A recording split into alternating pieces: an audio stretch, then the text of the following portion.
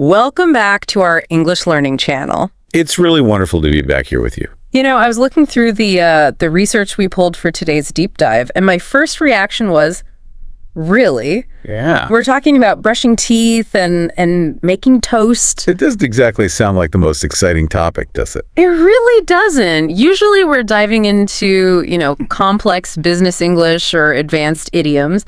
But today, all the research you've brought, it all points to one thing: the absolute basics of daily life. It's deceptive, though. That's what the data shows. We tend to think that fluency means discussing, philosophy or something complex. Right. But if you actually look at the frequency lists, the data sets of the most common words, something like 90% of what we talk about is just life. 90%. That's huge. It is. It's the here and now. It's where are my keys, or pass the salt.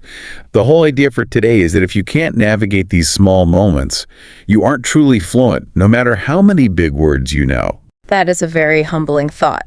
So our mission today is to take all these insights and apply them to a single typical day. We're going to sort of role play as guides for you, the learner. Exactly. Think of it as the anatomy of a day. We want to show you how to turn the things you're already doing into a language lab, without adding extra study time to your schedule. I love that promise. No. Without adding extra time. Because who has extra time? Nobody. Okay, so let's start at the beginning. The morning. The foundation of the day. Most of the guides we looked at say the morning is unique because your brain is sort of waking up. But what's happening from a language point of view?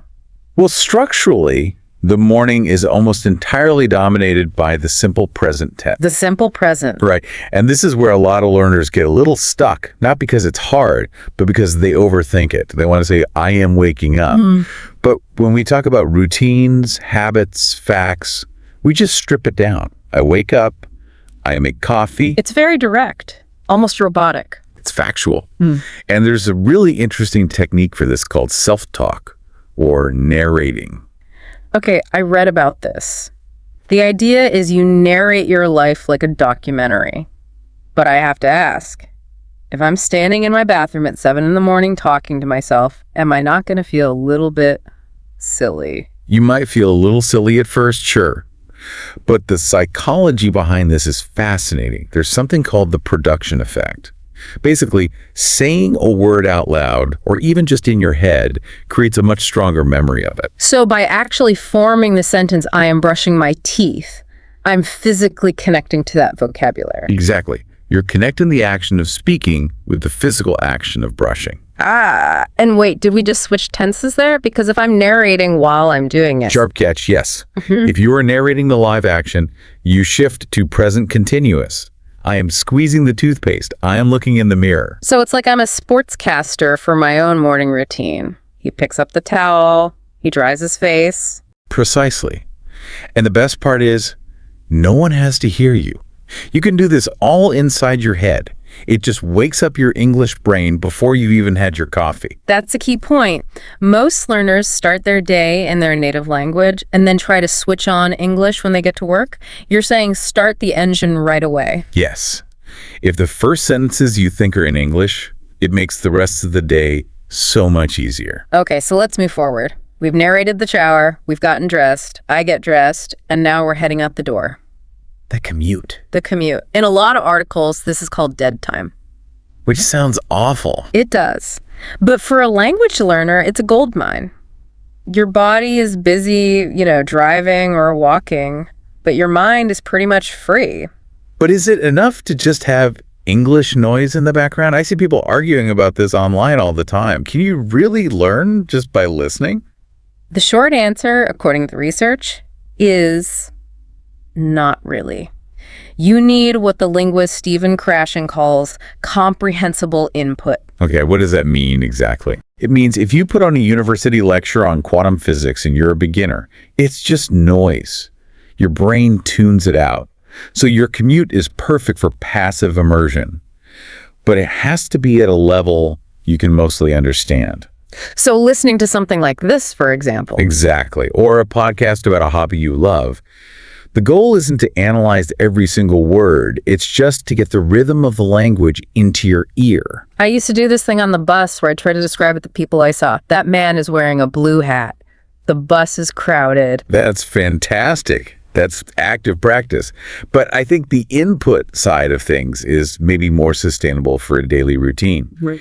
If you can make it a habit, like getting on the bus means putting on headphones, you automatically get hours of listening time every week. And you're not even studying. You're not opening a single textbook. That consistency, that has to be what makes the difference, right? It's not the big 4-hour study session on a Sunday. Oh, absolutely. It's the 20 minutes every single morning. The brain just prefers frequency over intensity. Okay, so we've survived the traffic. We've arrived. For most of our listeners, this is the main part of the day, work or school. This is where it gets real.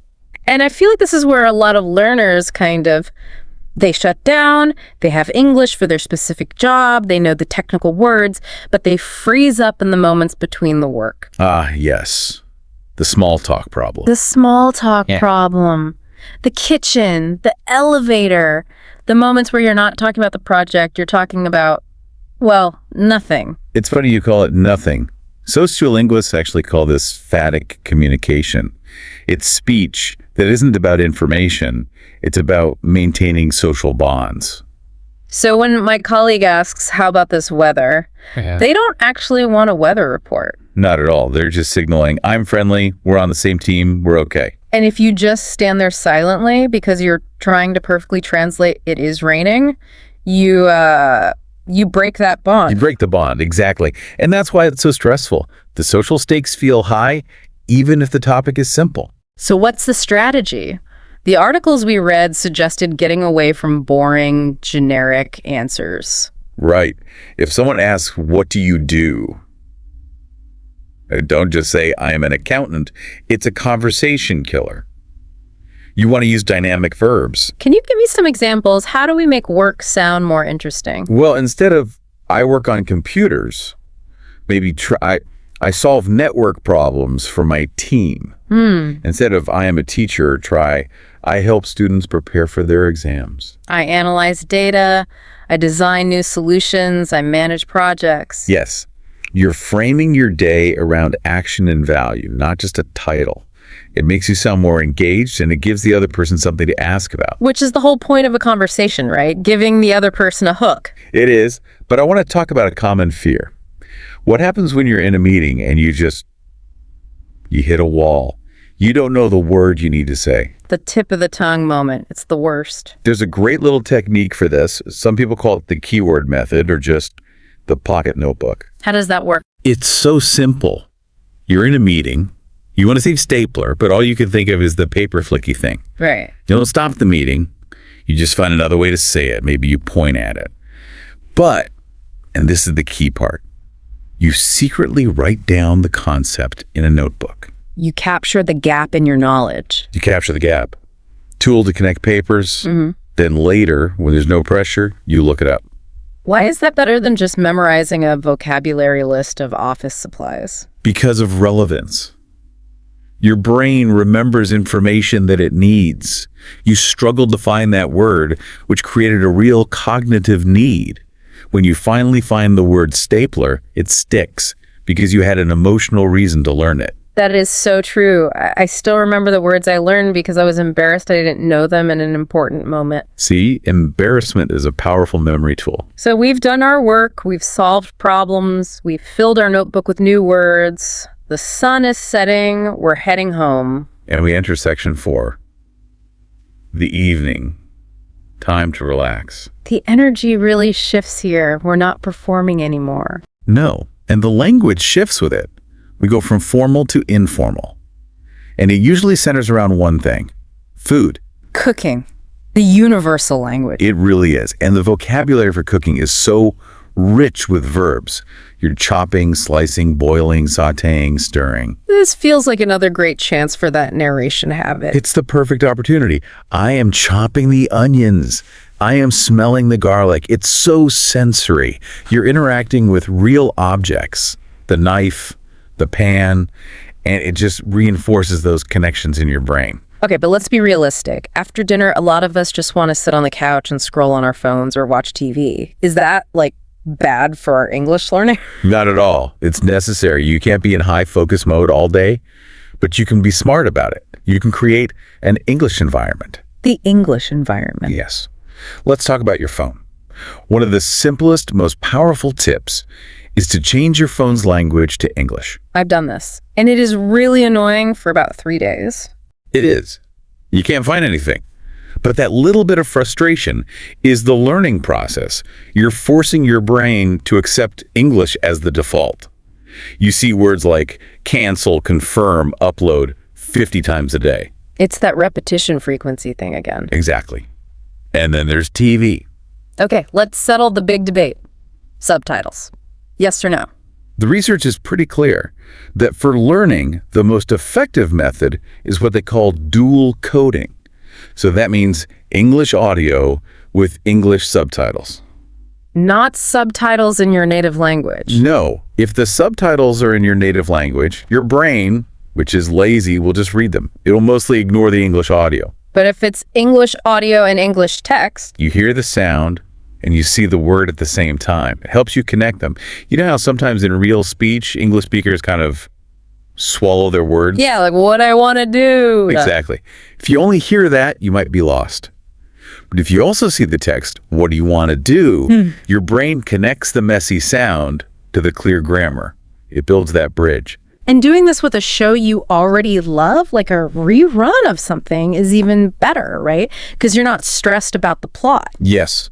You already know what's going to happen. So you can focus completely on how they're saying it. The jokes, the slang, the intonation. So we're relaxing, we're absorbing English, the day is winding down, we get into bed. The final step, the reflection.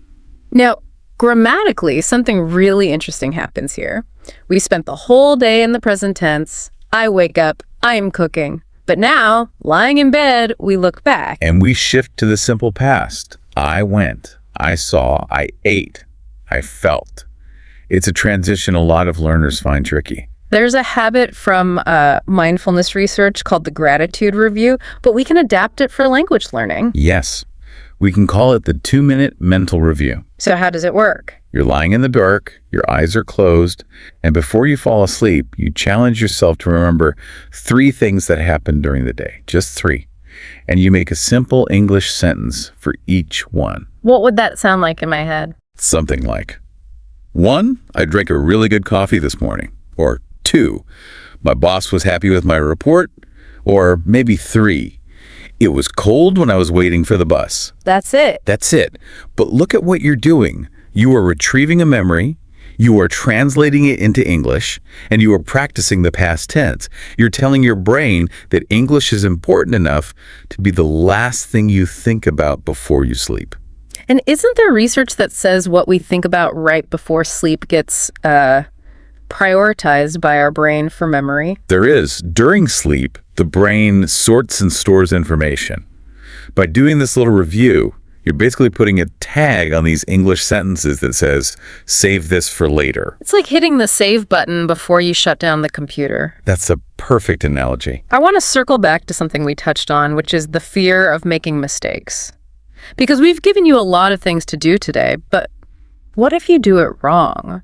What if in your nightly review you think, I go to work? I am so glad you brought that up. Yeah. In academics, we make a distinction between accuracy and fluency. Accuracy is perfect grammar, and fluency is just the flow of communication. Right. And when you're doing these daily life exercises, your goal is 100% fluency. It's all about communication. If you think I goed and you understand what you mean, that is a success. Really? Yes, because you're producing language. Yeah. You're trying. The correction, the accuracy, that will come later with more input. But if you stay silent because you're not sure about an irregular verb, you are practicing 0. So a messy sentence is better than a perfect silent thought. Always. Daily life is messy. Real conversation is messy. You stumble, you correct yourself, you move on. That's how we all speak. I think that's the most important thing to remember. We're not trying to pass an exam while we're making breakfast. We're just trying to live in the language. So let's recap this journey we've mapped out. We started with the morning narration. Waking up the brain with the present tense. Then we moved to the commute, using that so-called dead time for listening. We tackled the workday, focusing on small talk and using that notebook to catch our vocabulary gaps.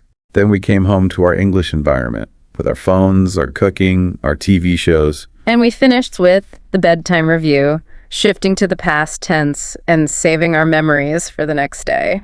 It really shows that daily life isn't just chapter 1 in a textbook. It's the gym.